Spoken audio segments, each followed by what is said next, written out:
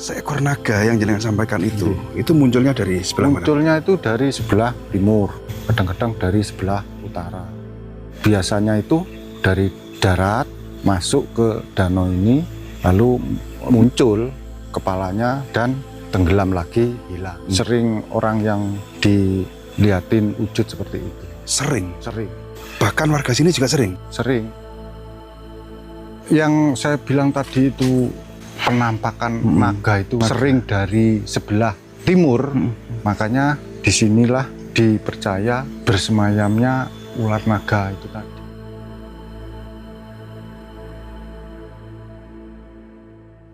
Assalamualaikum warahmatullahi wabarakatuh, pemirsa semuanya. Jadi di kesempatan hari ini saya berada di wilayah Banyuwangi, Jawa Timur, dan saat ini saya akan mencoba mengeksplor dan mengedukasi sebuah lokasi yang dimana tempat ini merupakan peninggalan dari peradaban era leluhur.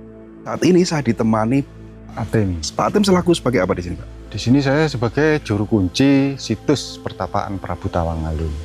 Ya, yang dinamakan Rawo Bayu. Rawo Bayu. Nah, untuk alamat dari Rawo Bayu ini bisa disampaikan, Pak? Ya, Rawo Bayu ini bertempat di suatu desa, yaitu Desa Bayu, Kecamatan Songgon, Kabupaten Banyuwangi, Jawa Timur. Jawa Timur. Pak, di sana kan sekarang juga lagi ramai didatangi orang, yang dimana tempat ini juga merupakan sebuah tempat wisata ya, Pak ya? Betul. Wisata religi. Wisata religi dan sejarah dan wisata alam yang tentu. Ya, tidak jauh dari Gunung Raung. Lereng Raung. Lereng Raung. Oke, Pak, kita sambil jalan, kita edukasi sambil jalan. Monggo.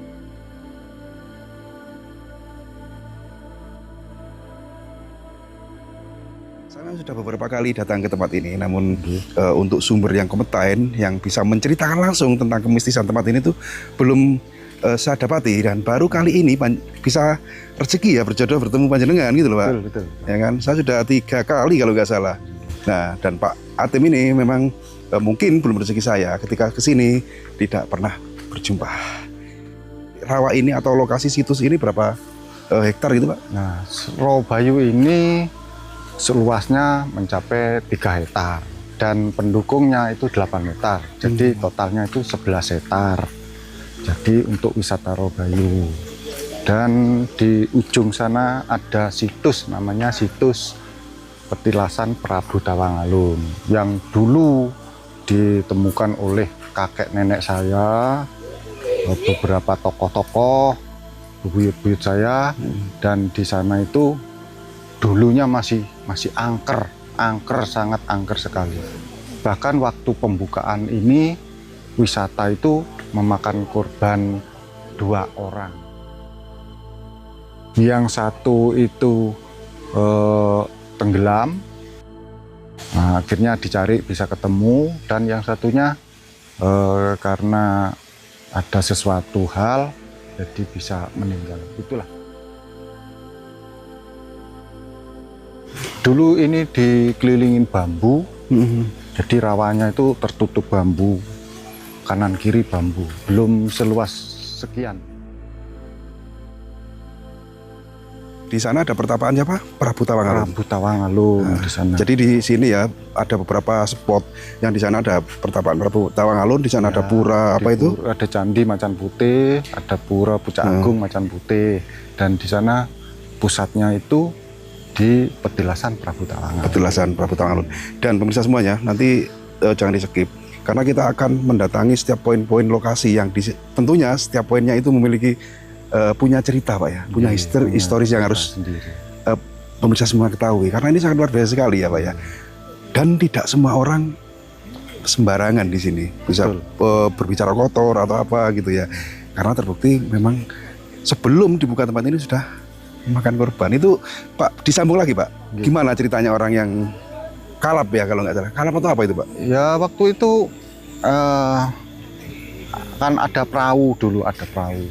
Jadi naik perahu, mungkin nggak tahu kepleset atau apa, akhirnya terjatuh ke dalam sehingga tertolong sudah keadaan meninggal.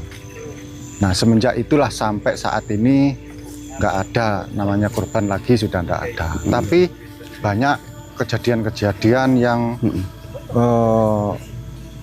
memperlihatkan wujud dari Monggo Pak. Nggih, monggo. jadi penampakan itu sering sekali, tapi ada di beberapa orang. Nggak semua orang itu nampakin sebuah wujud. Kadang wujud macan putih, kadang seekor naga. Seekor naga yang jenengan sampaikan itu munculnya dari sebelah mana? Munculnya itu dari sebelah. Kadang-kadang naga itu muncul dari sebelah timur, kadang-kadang dari sebelah utara.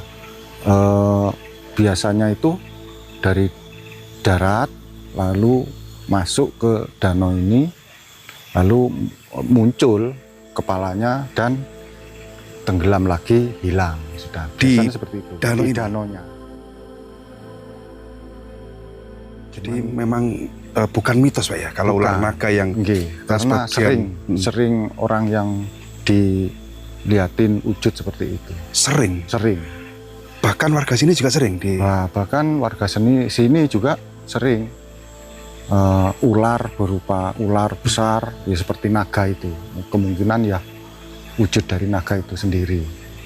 Kalau panjenengan sendiri pernah nggak dijumpai sosok tersebut? Kalau saya sendiri belum pernah dijumpai. Belum pernah ya. Jadi sosok ular naga. Kalau menurut panjenengan Pak, ular naga itu perwujudan siapa atau perewangan siapa atau apa gitu Pak? Kalau ular naganya saya kurang tahu ya, itu perwujudan dari siapa, terus dari penunggu sini atau gimana, kurang tahu. Tapi kalau yang macan putih itu perwujudan dari kakek yang Prabu Tawangalun itu. Kalau macan putihnya? Kalau macan putihnya. Kalau ular naganya mungkin pusakanya kah atau kemungkinan seperti atau itu. pengawalnya kah? Kemungkinan apa dari pusaka tombaknya, apa dari pengawal dulu. Itu masih mitos. Jadi mungkin Pak ya, mungkin saya hanya berandai-andai ini mungkin karena gaib Pak ya. Ular itu kan nggak ular nyata atau ular gaib. Ular gaib. Mungkin ular itu sampai sekarang masih bersemayam di Rawabayu ini.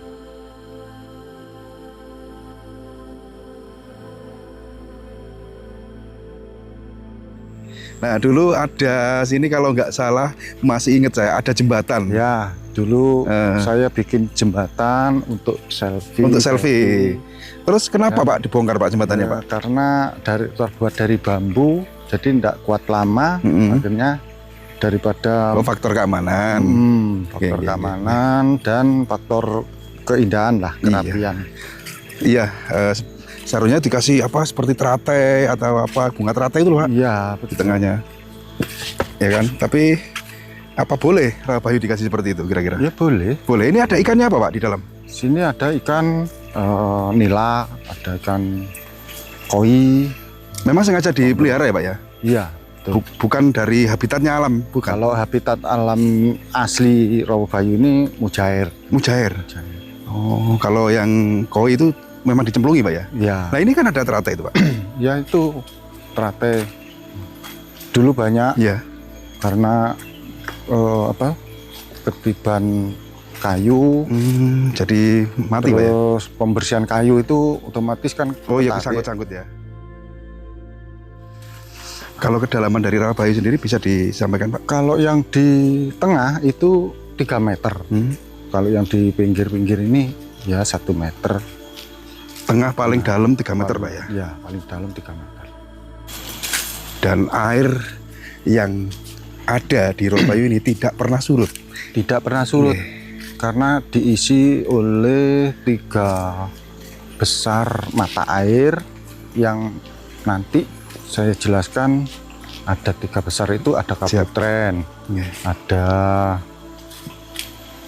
Wigangga, ada Kamulyan. Di situ menjadi satu, masuk ke telaga ini dan menjadi satu untuk pengairan sawah yang ada di kampung. Oh, termasuk ini juga irigasi persawahan ya Pak ya? Betul. Difungsikan masyarakat Banyuwangi sini sebagai irigasi.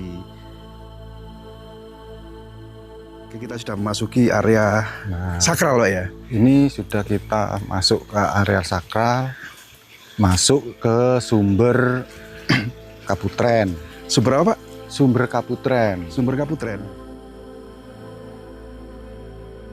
Sumber ini namanya sumber Kaputren. Kenapa? Dulu itu untuk mandinya para putri Prabu Tawangalun.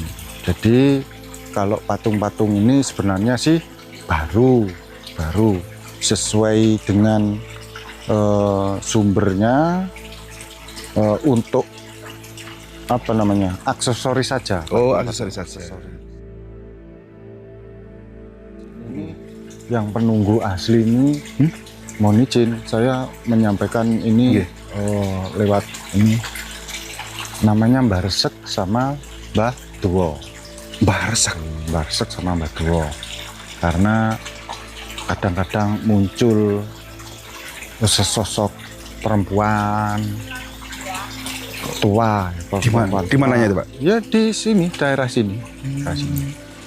Dan kadang-kadang muncul seorang kakek-kakek tua, kadang-kadang juga muncul seorang gadis cantik gitu. Itu perwujudan dari Mbah Resek sama Mbah Duwo di sini. Jadi sosok yang sering muncul di tempat ini menemui jenengan langsung? Kalau menemui sih enggak. Kalau beliau datang itu pasti saya di sini tuh Terasa ya, Pak? Terasa, merasa. Jadi mungkin bisa jadi kedatangan kita sekarang dilihat ya Pak? Ya, Kan kita nggak tahu ya? iya, betul. Kalau beliau tahu kita nggak tahu beliau. Gitu. Iya betul. Karena alam kita beda dan di atas sana sudah Gunung Raung Pak ya? Ya di sana Gunung Raung, Gunung Raung. termasuk lerengnya. Simbol-simbol patung naga ini merupakan Ya, sebuah bukti ya? kemungkinan beliau yang menaruh patung naga ini termasuk orang yang Mendapatkan mendapatkan bisikan gitu ya? bisikan, terus beliau kemungkinan melihat seekor naga itu tadi, Sehingga perwujudan naga, sehingga di sini ini dikasih patung-patung naga seperti itu. Ya. Karena sering kemunculan naga gaib, akhirnya dikasih bantu patung-patung naga ini. Simbol bahwa tempat ini memang masih dihuni sosok naga gaib tersebut yang sering muncul ya Pak ya? Betul. Oke.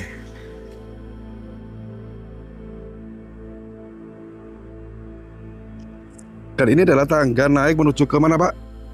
Nah, kita naik menata di jalan ini menuju ke Candi Macan Putih. Candi Macan Putih.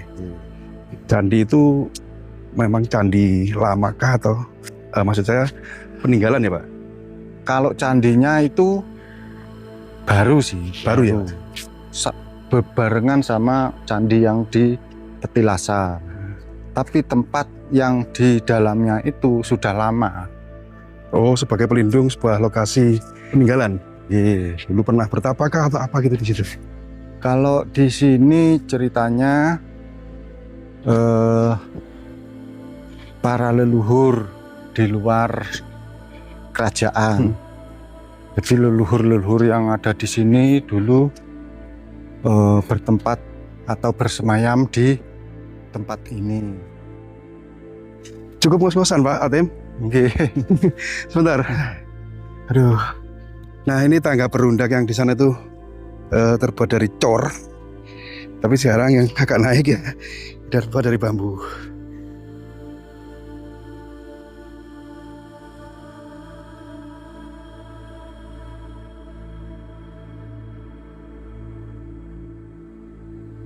Candi Pucak Agung Macan Putih. Kalau yang di sana pura Pak ya? Kalau sana pura. Nanti kita nggak usah ke sana, kita langsung turun. Langsung turun. Ini Pak bisa sedikit disampaikan apa dan seperti apa tentang keberadaan candi ini. Nah, tentang candi ini agak panjang sebenarnya ceritanya. Karena apa? Karena ini yang menemukan itu justru orang Bali. Yang menemukan orang Bali, karena orang Bali itu belum pernah kesini sama sekali. Beliau sudah mendapatkan petunjuk di rumahnya sana di Bali sana, tapi belum pernah ke sini. Tapi petunjuknya itu di sana itu ada tempat leluhur saya, begitu katanya. Tapi di bawah itu ada danau, ada telaga. Terus di atasnya telaga itu ada pepunden. Itu petunjuknya seperti itu. Kan persis kalau dilihat dari kenyataan itu memang persis petunjuknya. Dan beliau berangkatlah mencari. Bayangannya beliau itu di daerah Lumajang tempat itu yang sesuai petunjuk itu. Karena berangkatlah dari Bali ke Lumajang.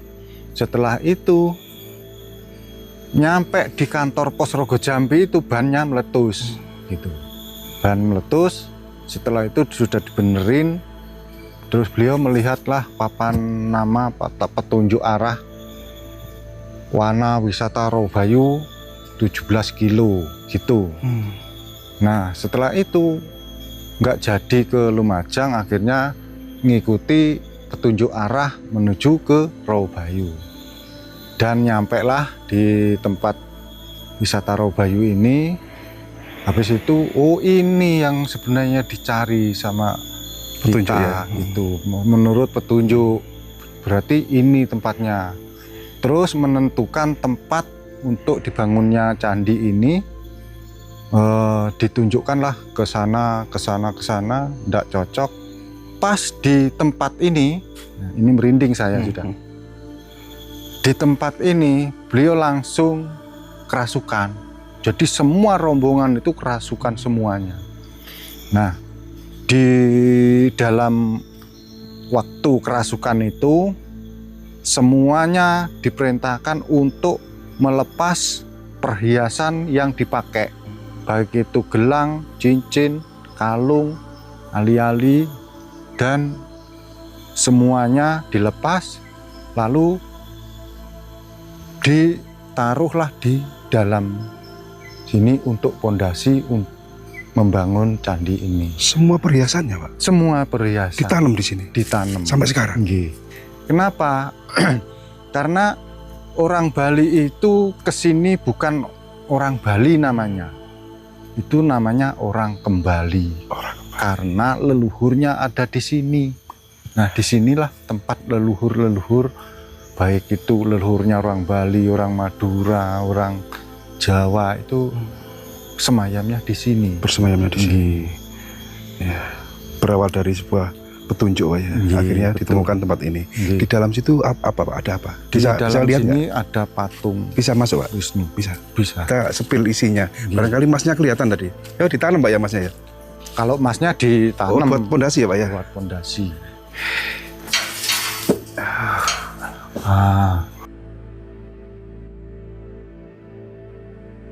Gelap pemirsa semuanya. Tangga presenter. Dan lagi-lagi ada macan. Di mana-mana kalau ini terutama yang di Rawabayu itu pasti Macan ya, Pak, ya? ditaruh patung macan.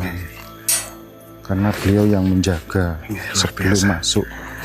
Jadi tadi ceritanya di sini awal mula ditemukan ini atas petunjuk dari bisikan leluhur.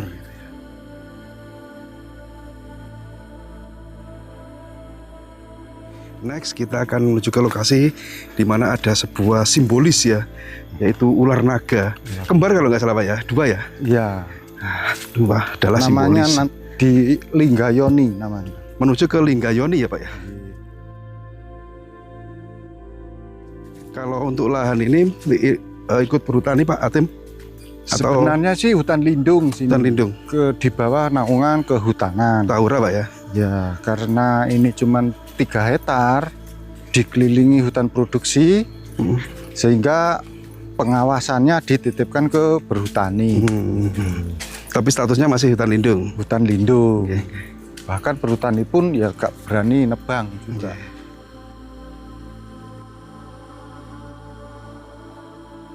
Lumayan sehat juga, Pak Tim, keliling, Pak Tim. Nggih. Berkeringat soalnya, Pak.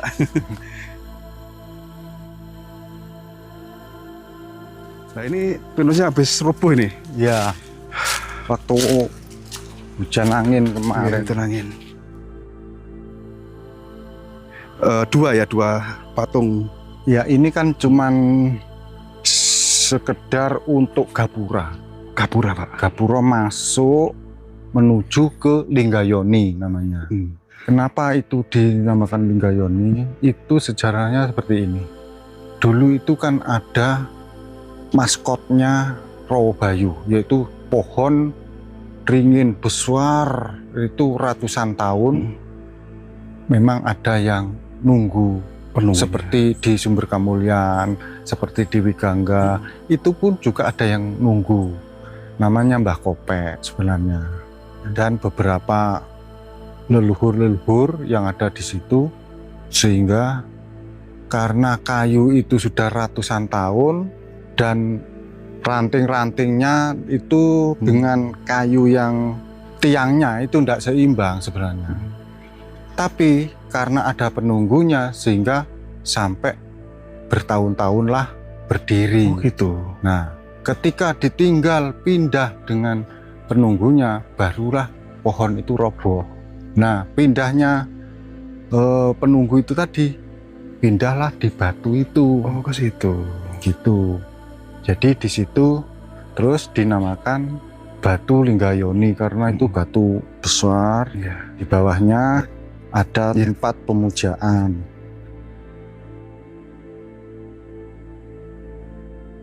Mungkin Pak Atem ya, tidak sekedar dibuat gapura, tapi mungkin ada cerita juga, ya kan? Karena yang saya bilang tadi itu penampakan naga itu sering dari sebelah timur, makanya disinilah dipercaya bersemayamnya ular naga itu tadi. Oh, di sini ya. Termasuk ya di batu ini gitu. Oh, mungkin itu istananya, Pak. Istananya ular naga ya, Pak ya. Jadi keluarnya dari batu ini. Nah, disebut batu Linggayoni, Pak ya. Linggayoni. Nah, Linggayoni itu kan batu tempat pemujaan Siwa. Seperti ini. Ini itu batu Linggayoni. Karena ini besar, sehingga dikasih patung Siwa. Gitu. Dan kemunculan dari naga itu tadi sering dari sini. Kemunculan ular naga itu sering dari batu ini? Dari batu ini biasanya kalau mau memperlihatkan kepada orang itu dari sini, habis itu turun ke telaga itu tadi. Dan sampai sekarang pun pasti ada, Pak ya, masih pasti ada ya di sini. Ada. Ya? Tapi hanya orang-orang yang punya indera keenam atau orang sidik paningal, itu yang bisa melihatnya kan itu ya. Orang. Naga. Jadi penunggu Rawabayu, ngoten nggih Pak. Orang yang kesini tuh pasti punya tujuan, di samping untuk berrekreasi, berwisata, juga pasti punya tujuan. Pak Atem, terima kasih ya, jenengan sudah berkenan mengantar saya muter-muter ya karuan ini tadi.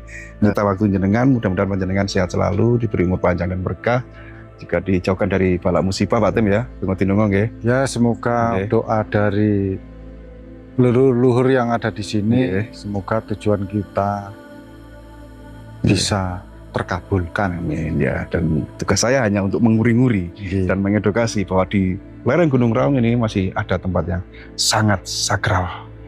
Oke, semoga bermanfaat. Kurang lebihnya saya mohon maaf. Saya akhiri. Assalamualaikum warahmatullahi wabarakatuh.